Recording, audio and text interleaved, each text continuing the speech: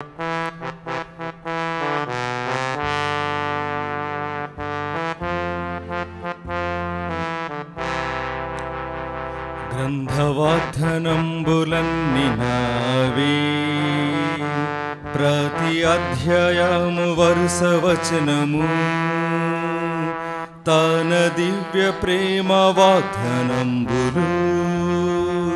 గ్రంథవాగ్దానంబులన్ని నావే.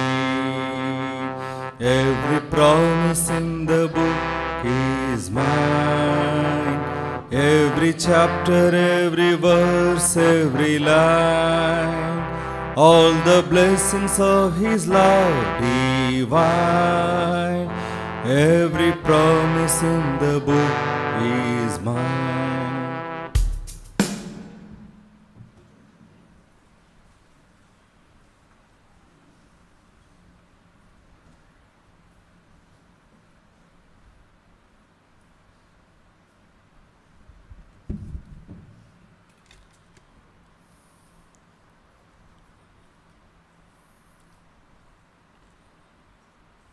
హెబ్రీలకు రాసిన పత్రిక 12వ అధ్యాయం.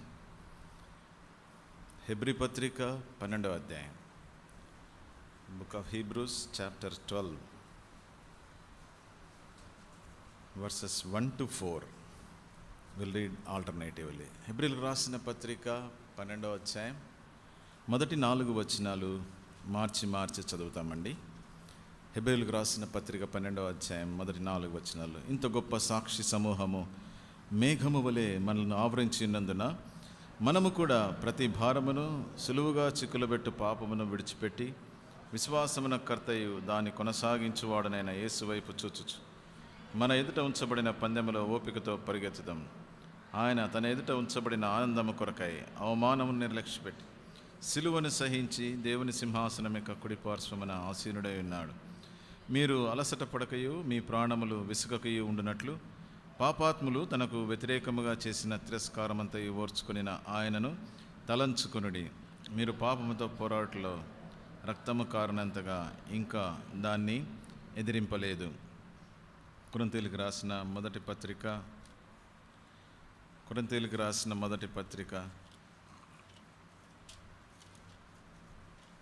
11వ అధ్యాయం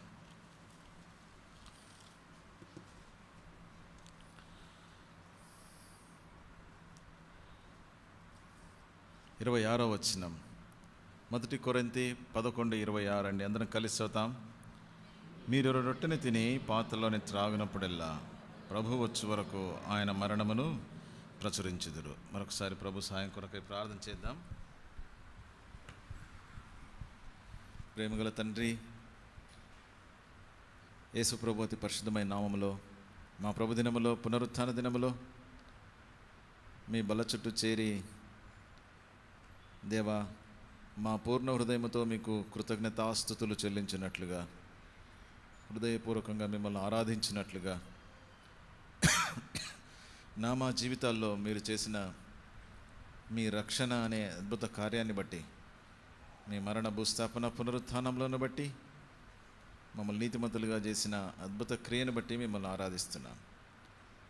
దేవా, మీరు మా కొరకై ఉంచిపోయినటువంటి అడుగు జాడల్లో మేము నడవాలని, నడుస్తూ మీ బలలో పాలు పొందాలని మీరు మాతో మాట్లాడి అలాగూ మమ్మల్ని సిద్ధపరిచినందుకు వందనాలు. చివరి వర్తమానంలో కూడా మాకు సహాయం చేయండి దేవా. తిరిగి మా ఇండ్లకు, మేము పనిచేసే స్థలాలకు, ఆయా ప్రాంతాలకు వెళ్తున్నాం. మా జీవితాలు మీకు ప్రియమైనవిగా, మీ చిత్తానికి సమీపముగా ఉండునట్లుగా, మీ నామాన్ని మహింపరిచే విధముగా, మీ సిలువను మోసేవారినిగా నన్ను మమ్మల్ని సిద్ధపరచమని అయ్యా దాసుని నన్ను మరొకసారి మీ యొక్క సిలువ చాటున మరుగుపరచండి. నా ఆత్మ ప్రాణదేహములను పరిశుద్ధపరచండి దేవా. సంఘానికి అవసరమైన, నాకు అవసరమైన మీ వర్తమానం అనుగ్రహించమని కనిపించని చీకటి శక్తులను యేసుక్రీస్తు నామములో బంధిస్తూ, పరిశుద్ధాత్మదేవ ఈ సమయాన్ని, ఈ స్థలాన్ని మమ్మల్ని మీ చేతులకు అప్పగిస్తూ యేసుప్రభు నామమున ప్రార్థించి వేడుకొనుచున్నాం తండ్రి, ఆమేన్.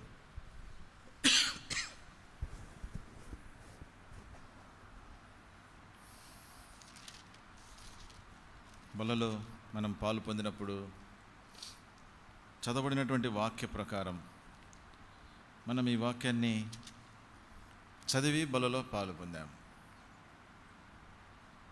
1 కొరింథీ 11:26లో ఎవరైతే ఆయన శరీరానికి సాదృశ్యంగా ఉన్నటువంటి రొట్టెలో పాలు పొందారో, ఎవరైతే ఆయన రక్తానికి సాదృశ్యంగా ఉన్నటువంటి పాత్రలో పాలు పొందారో వారికి దేవుడు ఒక కమిషన్, ఒక పని ఇచ్చినాడు. ఇక్కడ ప్రభు యొక్క రక్తమును గురించి, ఆయన యొక్క దేహమును గురించి అపరాధులము కాకున్నట్లుగా మనమందరము క్షమాపణ అడిగి పాలు పొందాం. ఇప్పుడు బయటికి వెళ్తున్నాం. బయటికి వెళ్ళిన తర్వాత ఏం చేయాలా? బలలో పాలు పొందిన వ్యక్తులముగా చూడండి ఏమంటున్నాడో 26వ వచనం, 1 కొరింథీ 11:26.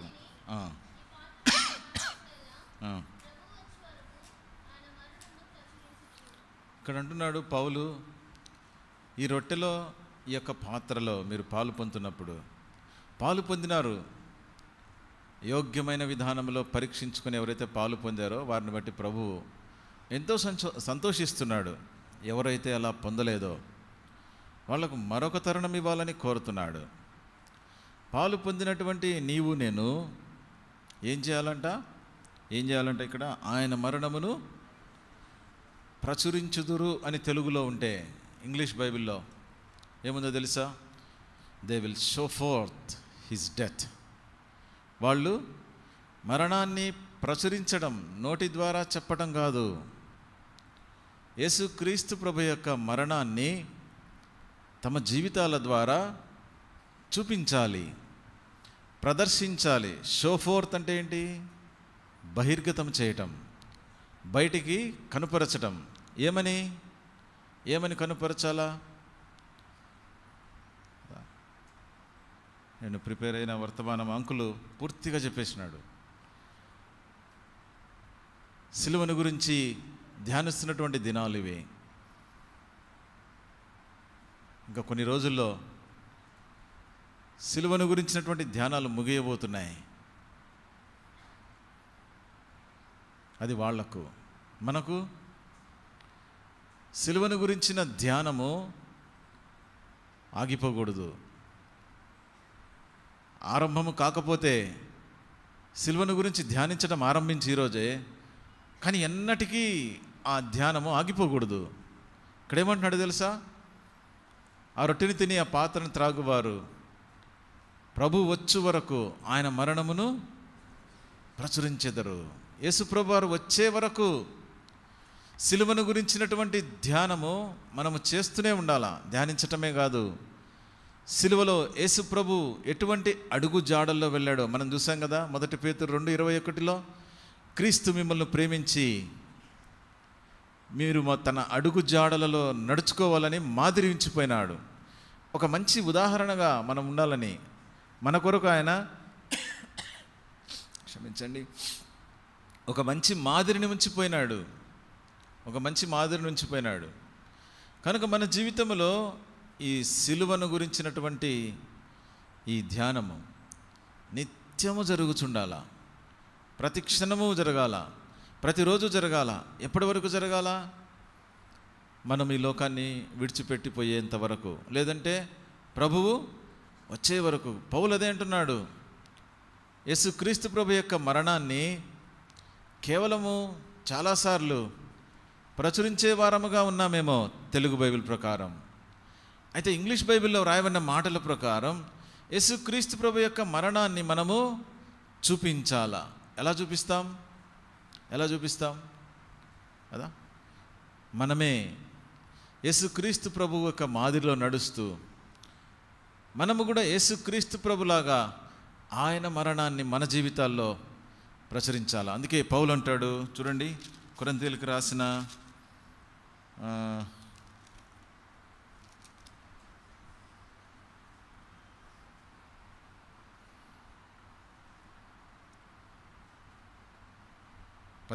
2వ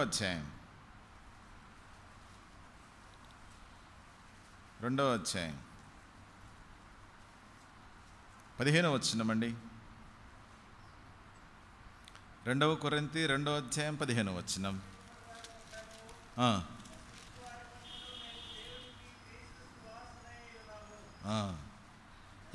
ఏమంటున్నాడు ఇక్కడ? యేసుక్రీస్తు ప్రభు యొక్క సువాసన అయినామంటాడు. యేసుక్రీస్తు ప్రభు వారి యొక్క సువాసన. నీవు నేను. మరొక స్థలంలో అంటాడు, మాలో మరణము మీలో జీవము ప్రత్యక్షమగుచుండగా. పౌలును ఆ మొదటి శతాబ్దంలో చూసినటువంటి క్రైస్తవులు ఎలా చూశారో తెలుసా? యేసుక్రీస్తు ప్రభు యొక్క మరణాన్ని వాళ్ళు చూడలేదు చాలామంది. కానీ పౌలు జీవితాన్ని, పౌలు నడిచిపోతున్నప్పుడు, పౌలు మాట్లాడుతున్నప్పుడు, పౌలు కూర్చున్నప్పుడు వాళ్ళకు కనబడింది ఏందో తెలుసా? పౌలు బలలో పాలు పొందుతున్నప్పుడు వాళ్ళు చూడగలిగింది ఏందో తెలుసా? ఈ రొట్టెని తిని పాత్రను త్రాగినప్పుడెల్లా ప్రభు వచ్చు వరకు ఆయన మరణాన్ని ప్రచురించుదురు అని ప్రార్థన చేసి రొట్టె విరిచి ఇచ్చినప్పుడల్లా పౌలు యొక్క జీవితంలో యేసుక్రీస్తు ప్రభువారి యొక్క మరణాన్ని, సిలువ కార్యాన్ని వాళ్ళు చూస్తూ వచ్చినారు. అందుకే అంటాడు, మాలో మరణము మీలో జీవము. మనల్ని చూసినప్పుడు మన చుట్టూ ఉన్న మన సహ విశ్వాసులు, మన కుటుంబంలో ఉన్నవారు, మనం పనిచేసే స్థలంలో ఉన్నవారు, మనం ఎవరితో అయితే కలిసి ఉంటామో వారు మనలో యేసుక్రీస్తు ప్రభు యొక్క మరణాన్ని చూడగలుగుతున్నారా? మరణము కనబడుతుందా? యేసుక్రీస్తు ప్రభు వారి యొక్క సిలువను మనము లోకానికి చూపించే వారంగా ఉన్నామా? క్రైస్తవ ప్రపంచమంతా కొన్ని దినాలుగా రిటాలియేషన్, ప్రతీకార చర్యలు, ప్రతీకారం తీర్చుకోవాలా, న్యాయం జరగాల, దోషి ఎవరో కనుగొనాలా, తప్పు ఎవరిదో తెలియాలా, న్యాయముగా తీర్పు జరగాల్సిందే. జరగకపోతే క్రైస్తవులమంతా ఏకమవుతాం, ధర్నాలు చేస్తాం, ఏం కావాలంటే అవి చేస్తాం అని మాట్లాడుకుంటున్నటువంటి దినాలు మనం కూడా చూసింటాం. మనలో కూడా ఒకవేళ ఇదే అనుభూతి మనలో కలుగుతూ ఉంటే, ఈరోజు అంకుల వాక్యం చూపిస్తూ ఉంటే నాకు చాలా ఆశ్చర్యం అనిపించింది. చూడండి, పేతురు రాసిన మొదటి పత్రిక 2వ అధ్యాయం 23వ వచనం అండి.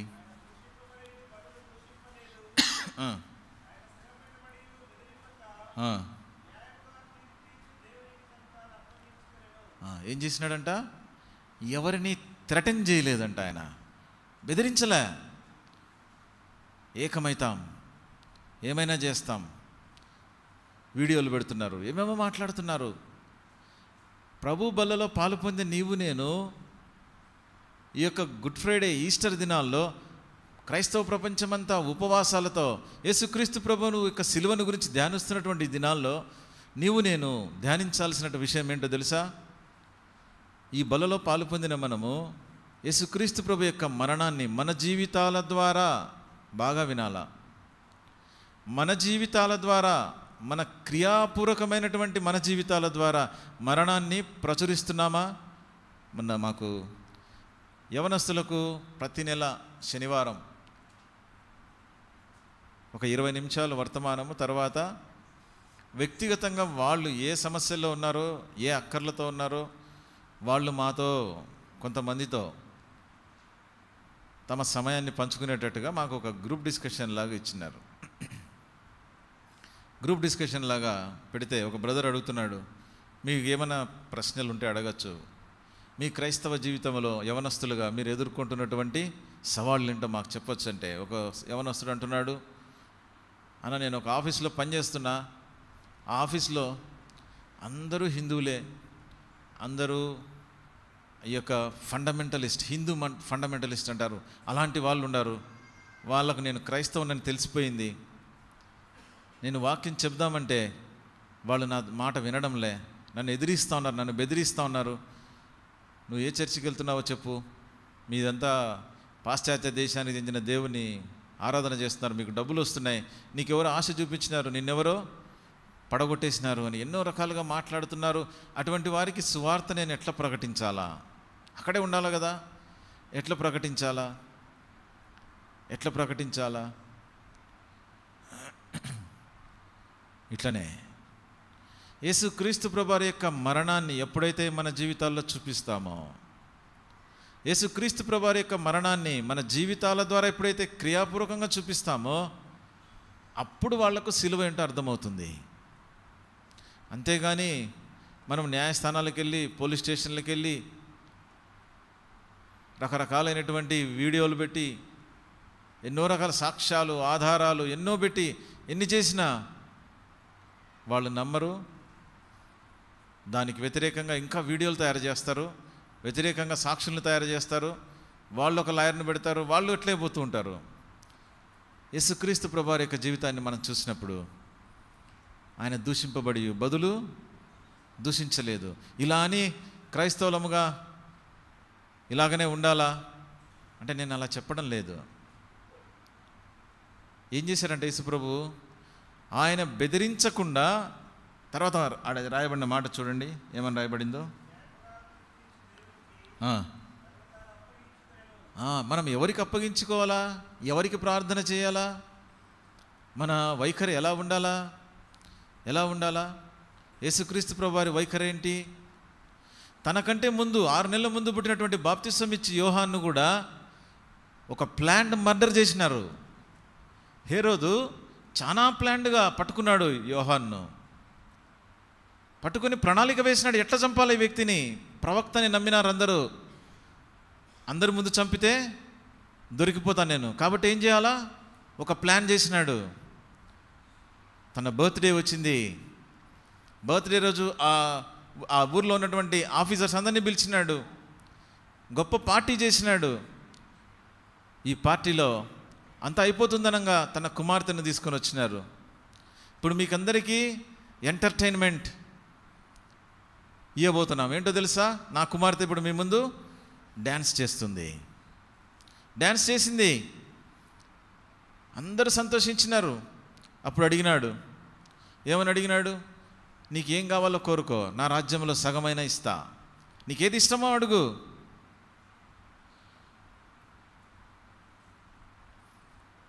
ఆ అమ్మాయికి కూడా తెలియదేమో వాళ్ళ అమ్మాయి ఎందుకు డ్యాన్స్ నేర్పించిందో.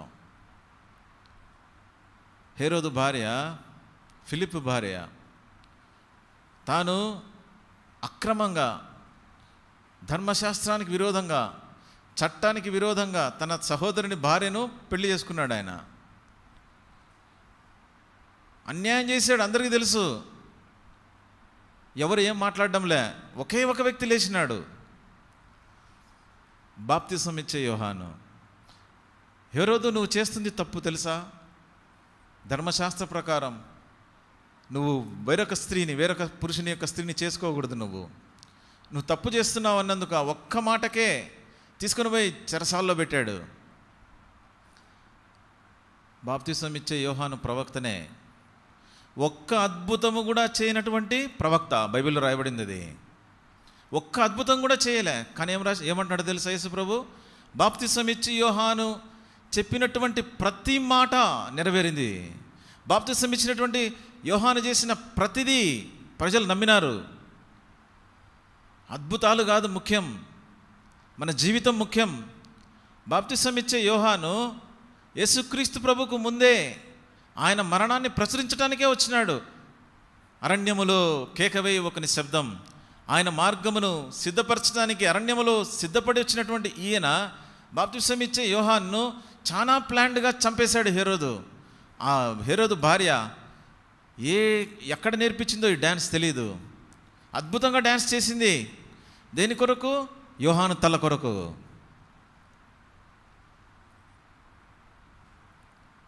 ఎందుకు జరిగింది ఇది? ఎందుకు చంపాలా? ఎందుకు ఇంత ప్లాన్డ్గా చేయాలా? There are trained servants. తెలుసా నీకు నాకు? నిన్ను నన్ను టార్గెట్ చేయడానికి బయట చాలా జరుగుతున్నాయి. అలా అని భయపడడానికి నేను చెప్పడంలే, ఇవన్నీ ముందే జరిగినాయి. డ్యాన్స్ చేసిన తర్వాత ఆ అమ్మాయికి కూడా తెలియదు. పోయి ఏం కావాలో కోరుకుంటే వాళ్ళ అమ్మ దగ్గరికి వెళ్ళింది. అడిగితే నువ్వు పోయి ఏమడగాల మమ్మీ అంటే ఏమడగాల? ఒక యవనస్తురాలు ఏమడుగుతుంది? మంచి డ్రెస్సో గోల్డో లేకపోతే ఇంకోటో అడగాల. ఏమడిగిందో తెలుసా? యోహాను తల. ముందే చెప్పిందేమో. సిద్ధపడినారు ఇద్దరు. 12 ఏళ్ళ అమ్మాయి, డామ్సెల్ అని రాయబడింది ఇంగ్లీష్లో. డామ్సెల్ అంటే 12 ఏళ్ళ లోపు ఉండే వాళ్ళని యవనస్తులు అంటారు. ఒక మనిషి తలను చిన్నపిల్లలు ఎట్లా పట్టుకొని వస్తారండి పళ్ళెంలో? మనం ఎన్నో రకాలుగా ఈ వీడియోలు చూస్తున్నాం కదా. ఎప్పుడు జరిగినాయి ఇవన్నీ, ఇప్పుడు జరిగింది కాదు. అందరి ముందు రక్తం కారుతుంటే ఆ పళ్ళెంలో పట్టుకొని పోయి వాళ్ళ అమ్మకి ఇచ్చింది. అప్పుడు జరిగిన సంగతి ఏంటి? జరిగిన సంగతిని వచ్చి యేసుప్రభుకు చెప్పినారు. చూడండి ఏం రాయబడిందో. మత్తయి సువార్త 14వ అధ్యాయం. మత్తయి సువార్త 14వ అధ్యాయం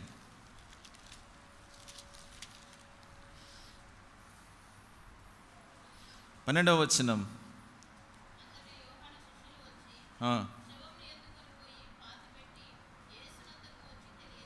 13వ వచనం అందరం చదువుదాం. యేసు ఆ సంగతి విని దోణికి అక్కడి నుండి అరణ్య ప్రదేశంలోకి ఏకాంతముగా వెళ్ళాను. జన సమూహముల ఆ సంగతి విని పట్టణముల నుండి కాలినడకను ఆయన వెంట వెళ్ళిరి. యేసుప్రభుకు చెప్పినారు ఈ విషయం. ఏమని తెలుసా? నీ మార్గము సిద్ధపరిచే యోహాన్ని ఒక ప్లాన్ మర్డర్ చేసి చంపేశారు. నువ్వేం చెప్తావు?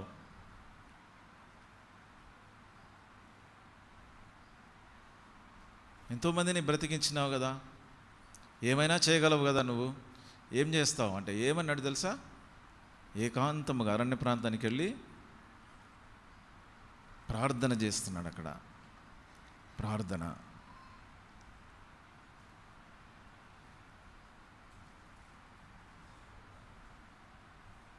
సిలువను ఎక్కకముందే, సిలువను మోయకముందే యేసుప్రభు వారు సిలువను గురించి శిష్యులకు తెలియజేస్తూ ఉన్నాడు. ఆయన సిలువను మోయడమే కాదు, ఆయన అంగీకరించిన నీవు నేను కూడా అదే సిలువను ఎత్తుకొని నడవాలని ఆయనకి ఇష్టం. సిలువ మోసే ప్రతి వ్యక్తి ఎప్పుడైనా ఇలాంటి సంఘటన వినగానే మనం చేయాల్సింది ఏంటి? తండ్రి వద్దకు వెళ్ళి ప్రార్థన చేయాల. ప్రభువా, అరణ్యములో కేక వేసే ఒకని శబ్దం. ఎటువంటి వాడు బాప్తిసం ఇచ్చి యోహాను? తల్లి గర్భము నుండి పరిశుద్ధాత్మ శక్తి చేత జన్మించినాడు. ప్రత్యేకమైనటువంటి జన్మం, ప్రతిష్ఠింపబడిన వాడు తల్లి గర్భము నుండే. ఆయన వస్త్రాలు ప్రతిష్ఠించబడినాయి, ఆయన ఆహారం ప్రతిష్ఠించబడింది. ఆయన ఆ వ్యక్తే దేవుని కొరకు ప్రతిష్ఠింపబడినవాడు, ప్రత్యేకమైనటువంటి జీవితం. కనుకనే ఈయన పట్టణంలోకి వచ్చి ఎవరికి వాక్యం చెప్పలే. ఈయన అరణ్యములో ఉంటే ప్రజలే ఆయన దగ్గరికి వచ్చినారు. అదే ఆయన పరిచర్య. వాక్యం చెప్పాలి అంటే ఎంతమంది వస్తారు అక్కడ, ఎంత స్ట్రెంగ్త్ ఉంది సంఘములో అని అడిగే దినాలు ఇవి. బాప్తిసం ఇచ్చే యోహాను చెప్పిన వర్తమానం కూడా మనం వింటే ఒక్కటి కూడా వాళ్ళను సంతోషపరిచే వర్తమానమే చెప్పలే. అసలు వాళ్ళని అడ్రస్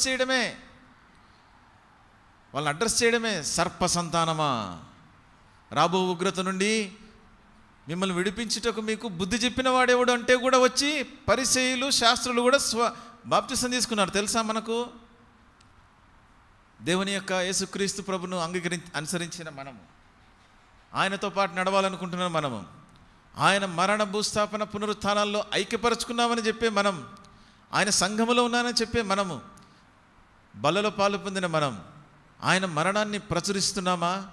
మన జీవితాల ద్వారా మరణము కొరకు ఎంత దూరమైనా పోతామా? బాప్తిసం ఇచ్చే యోహాను యొక్క సంగతి ఇది.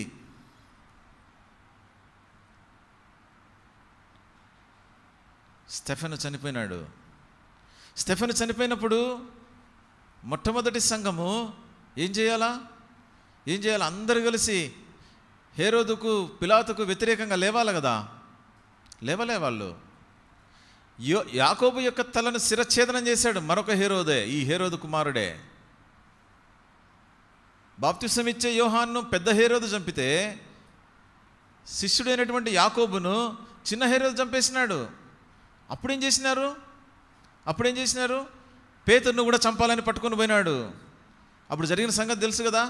ప్రతి ఆల్ నైట్ ప్రేయర్లో మనం ఎప్పుడు ధ్యానించే సంగతి. అప్పుడు రాత్రివేళ అర్ధరాత్రి వేళ జరిగిన సంగతి. పేతురు పడుకొని ఉన్నాడు చెరసాల్లో. పేతురును కూడా చంపాలని ఉన్నాడు. ఏం జరిగింది అప్పుడు? పేతురు లేచిపోయి దేవదూత చేత విడుదల పొంది భూకంపం వచ్చింది, చెరసాల పునాదులన్నీ కదిలినాయి, తప్పించుకొని వెళ్ళిపోయినాడు. వెళ్ళిపోయి ఏం చేసినాడు? తన వారిని అందరికీ చెప్పి ఎవరికి హేరోదుకు పిలాతుకు వ్యతిరేకంగా లేమని చెప్పలే. అక్కడ ఒకరు ప్రార్థన చేస్తున్నారు. వాళ్ళు ప్రార్థన చేసే వాళ్ళ దగ్గరికి పోయినాడు. అంతేకాదు అపొస్తలుల కార్యం మనం చదివితే చూడండి, మొదటి హింసలో అపొస్తలుల కార్యం 4వ అధ్యాయం పేతురును యాకోబును పట్టుకొని వాళ్ళు శిక్షించి వదిలిపెట్టినారు. యేసుక్రీస్తు నామాన్ని ప్రకటించవద్దని చెప్తే వాళ్ళు శిక్షను పొందిన తర్వాత వాళ్ళు చేసిన పని ఏంటి?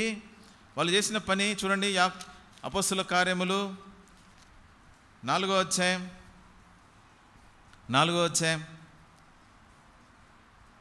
21, 22 వచనాలండి.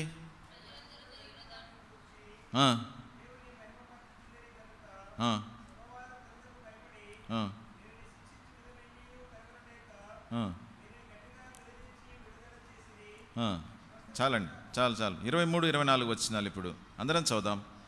వారు విడుదల నుండి తమ స్వజనుల యుద్ధకు వచ్చి ప్రధాన యాజకులను పెద్దలను తమతో చెప్పిన మాటలన్నింటినీ వారికి తెలిపిరి. వారు విని ఏక మనసుతో దేవునికి బిగ్గరగా మొరపెట్టిరి. నాథా, నీవు ఆకాశమును భూమిని సముద్రమును వాటిలోని సమస్తమును కలుగజేసిన వాడు. అన్యజనులు ఏల అల్లరి చేసిరి, ప్రజలెందుకు వ్యర్థమైన ఆలోచనలు పెట్టుకునిరి.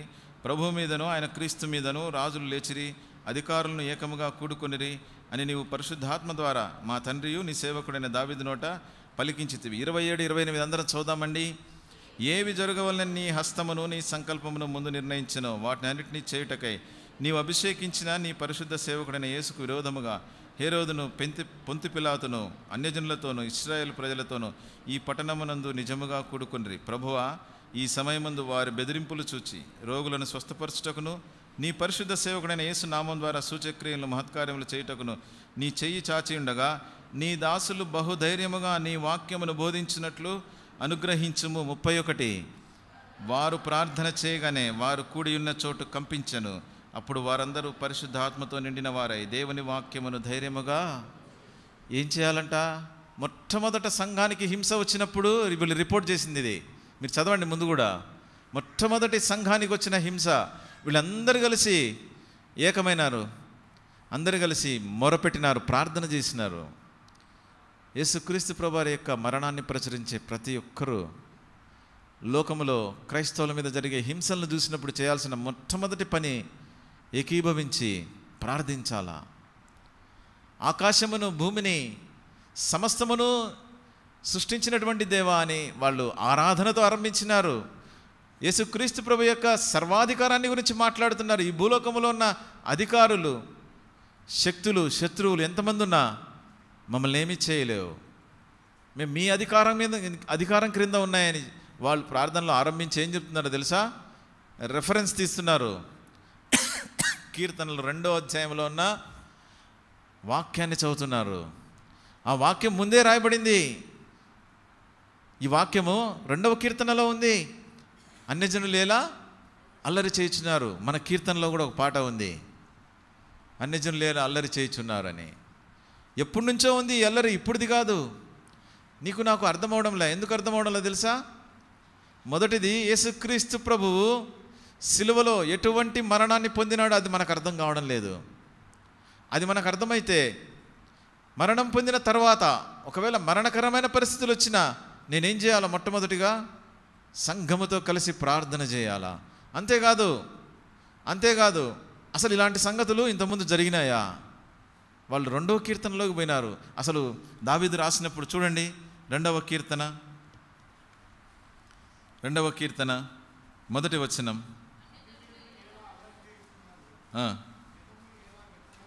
3వ వచనం,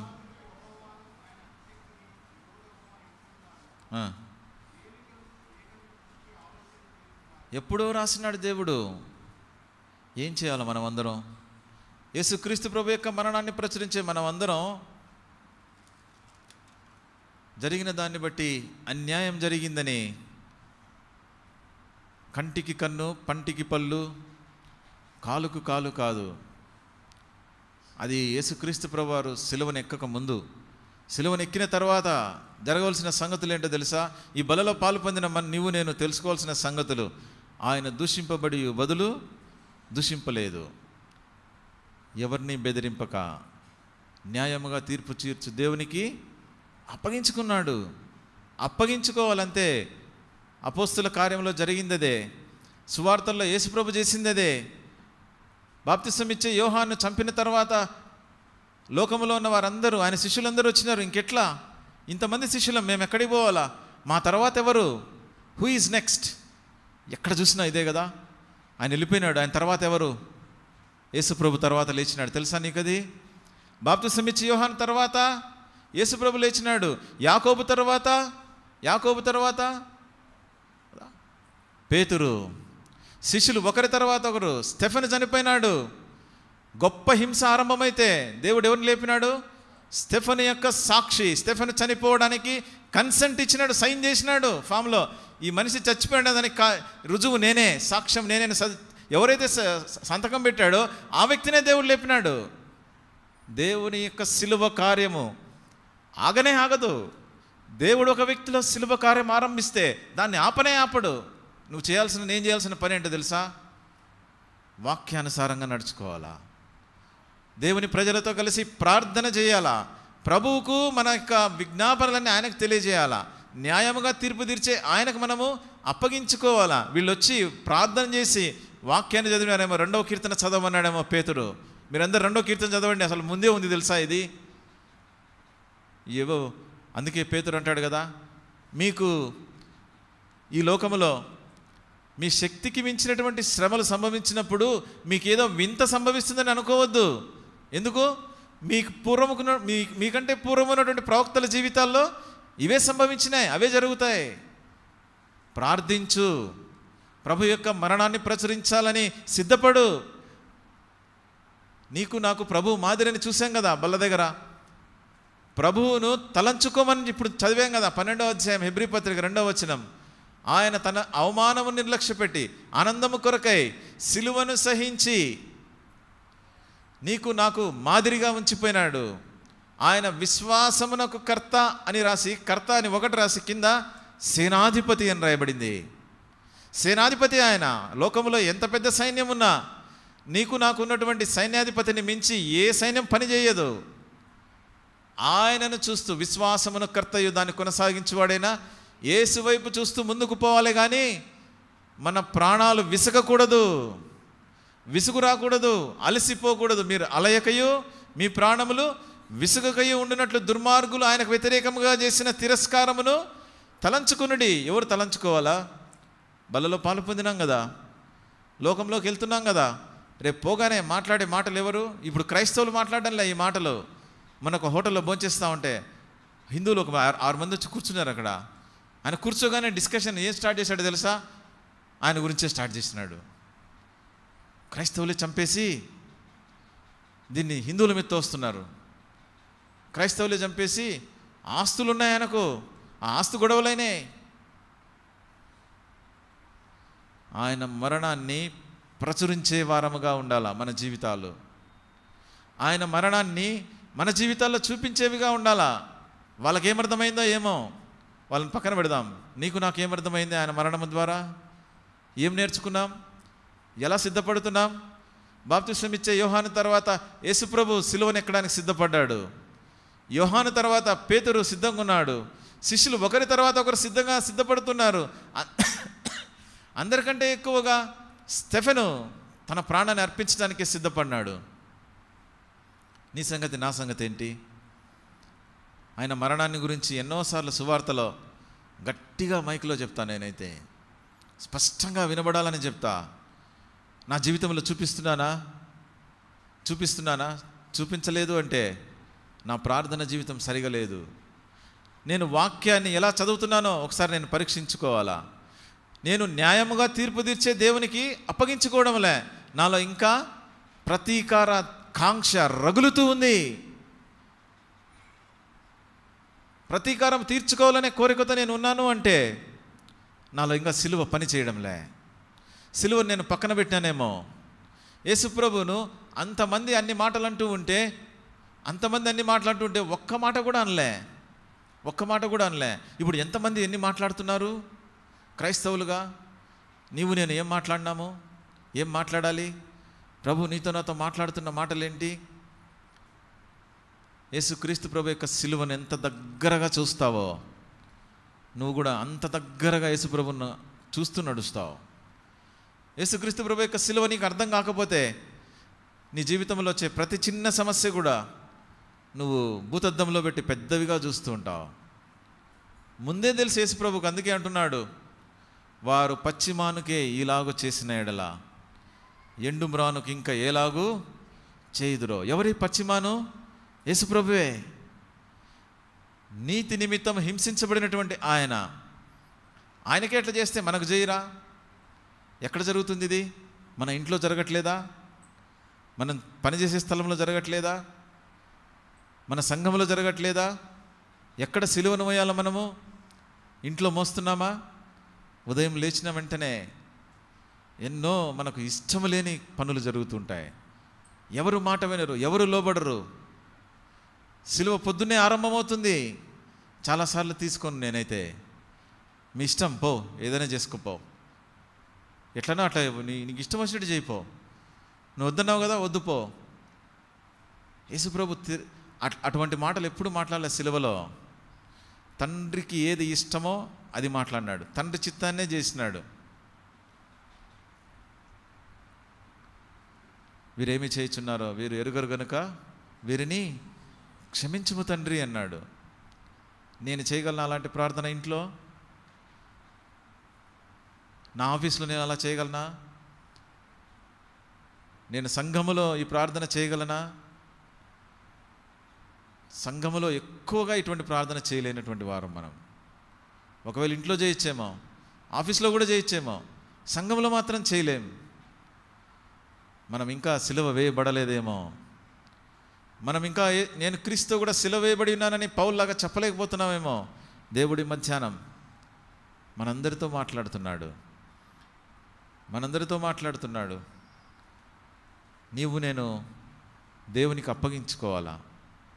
దేవునికే చెప్పాలా? మన న్యాయం తీర్చే దేవునికే మనం అప్పగించుకోవాలా? ప్రార్థించాలా? వాక్యం చదవాలా? దేవుని ప్రజలతో కలిసి నీలాగా ఆలోచించే వారితో కలిసి నువ్వు ముందుకు వెళ్తూ ఉండాలా? అది దేవుడు ఈ మధ్యాహ్నం కోరేటువంటి సంగతి. మరణాన్ని ప్రచురిస్తావా? నువ్వు మరణాన్ని ప్రచురిస్తావా? ఎవరైనా ప్రచురించినారా అలాంటి వ్యక్తులు? యేసుక్రీస్తు మరణాన్ని గురించి ఎంతోమంది చెప్పినారు, కానీ ఒకే ఒక వ్యక్తి యేసుక్రీస్తు మరణాన్ని తన జీవితంలో చూపించినాడు. ఎన్నోసార్లు ధ్యానం చేసినాం. 2 మాటలు చెప్పి ముగించేస్తాను. అపొస్తలుల కార్యములు 7వ అధ్యాయం. అపొస్తలుల కార్యములు 7వ అధ్యాయం.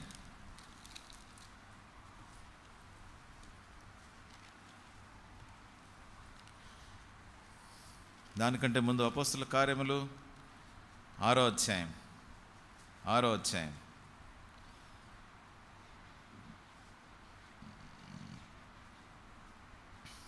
6వ వచనం.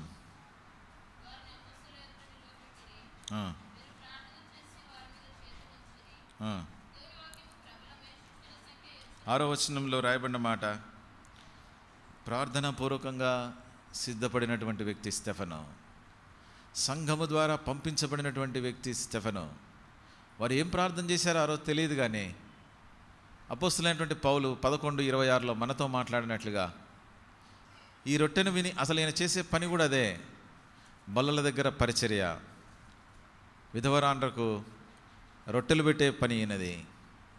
బల్ల దగ్గర పరిచర్య చేసే ప్రతిసారి, రొట్టెను విరుస్తున్న ప్రతిసారి యేసుప్రభు పౌలు చెప్పినటువంటి మాటలు ముందే గుర్తొచ్చాయేమో ఆయనకు.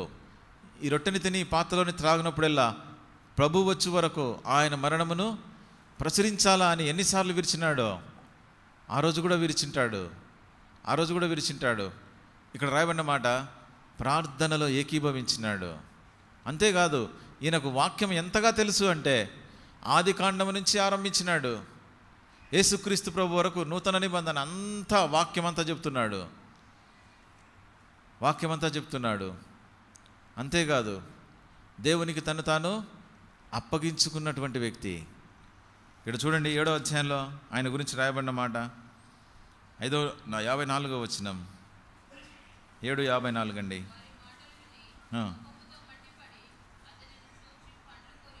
55వ వచనం,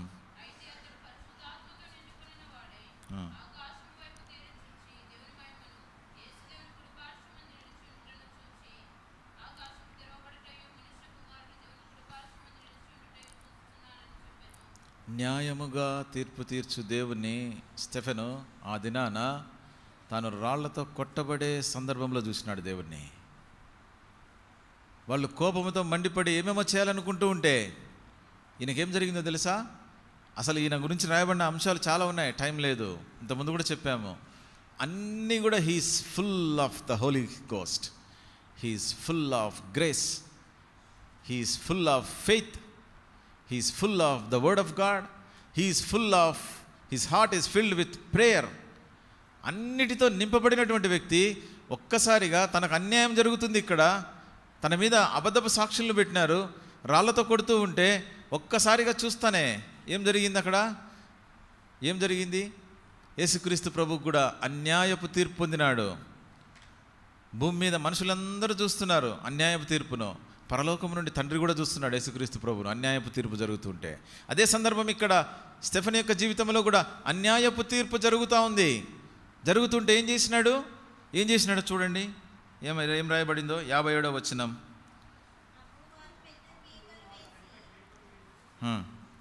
చెవులు మూసుకుని ఏకముగా అతని మీద పడి పట్టణ వెలుపలికి అతన్ని వెళ్ళగొట్టి రాళ్ళు రువి చంపిరి. సాక్షులు సౌలోను ఒక యవని పాదం లేదా అతని వస్త్రములు పెట్టిరి. ప్రభువును గూర్చి మొరపెట్టుచు, యేసు ప్రభువా నా ఆత్మను చేర్చుకొనుమని పలుకుచూ ఉండగా వారు అతని రాళ్లతో కొట్టిరి. దేవుడు తనను చూస్తున్నాడనే గ్రహింపులో ఉన్నాడు. నేను దేవుని యొక్క మరణాన్ని ఐ మస్ట్ షో ఫోర్త్. ఎందుకు? నేను బలం తీసుకున్నా ఈ వారం. అదే రోజు ఆ కాలంలో మనకు రాయబడింది కదా, అప్పుడు ప్రతి ఒక్కరు ఏం చేసేవాళ్ళంట? ప్రతిదినము ఇంటింటను దేవాలయంలో రొట్టె విరుస్తూ వచ్చినారంట వీళ్ళు.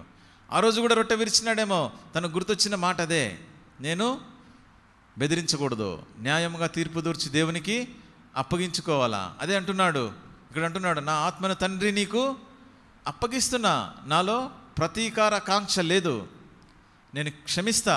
ఎంతగా క్షమిస్తా చూడండి 60వ వచనం.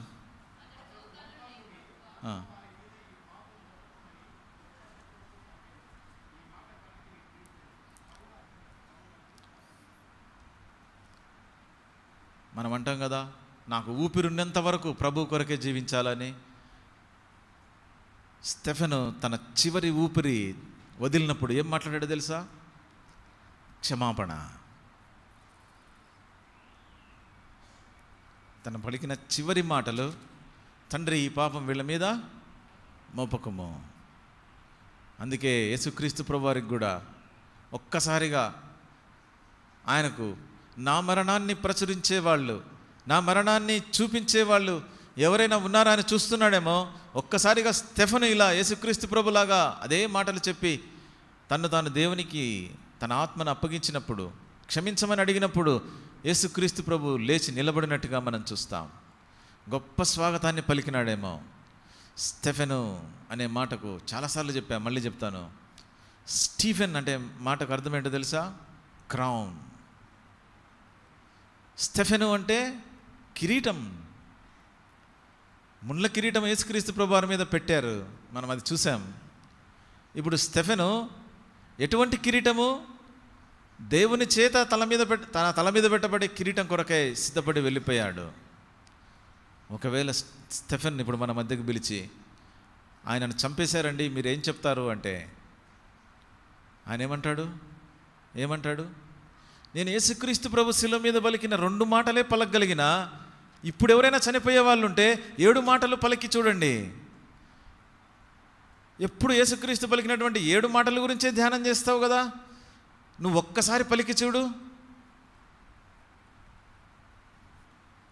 హెబ్రీలు రాసిన పత్రిక 12వ అధ్యాయం. Hebrew 12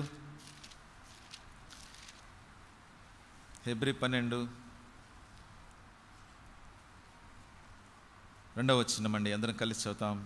Hebrew 12:2. మనము కూడా ప్రతి భారమును సులువుగా చిక్కులబెట్టు పాపమును విడిచిపెట్టి విశ్వాసమును కర్తయు దాన్ని కొనసాగించువాడైన యేసు వైపు చూచు మన ఎదుట ఉంచబడిన పందెములో ఓపికతో పరిగెత్తము. ఆయన తన ఎదుట ఉంచబడిన ఆనందం కొరకై అవమానము నిర్లక్ష్యపెట్టి సిలువను సహించి దేవుని సింహాసనం యొక్క కుడి పార్శ్వమున ఆసీనుడై ఉన్నాడు.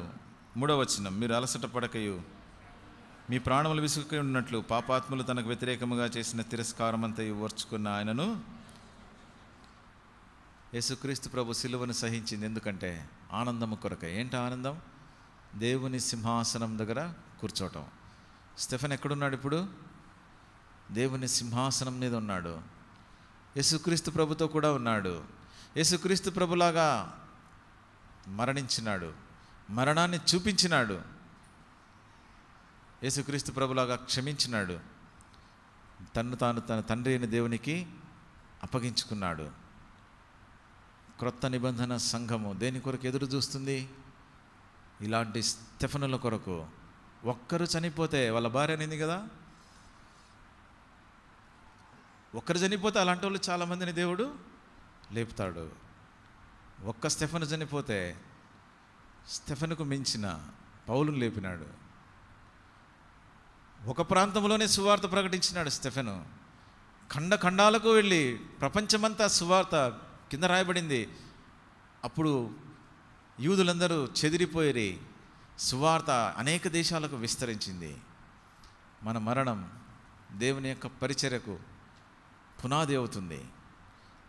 దేవుడు నిన్ను నన్ను అలాగుండాలనే ఆ రొట్టెని తిని ఆ పాత్రలోని త్రాగునప్పుడెల్లా ప్రభు వచ్చు వరకు మనమందరము ఆయన మరణమును మన జీవితాల ద్వారా ప్రచురించే వారముగా కాదు, చూపించే వారముగా ఉందుముగా.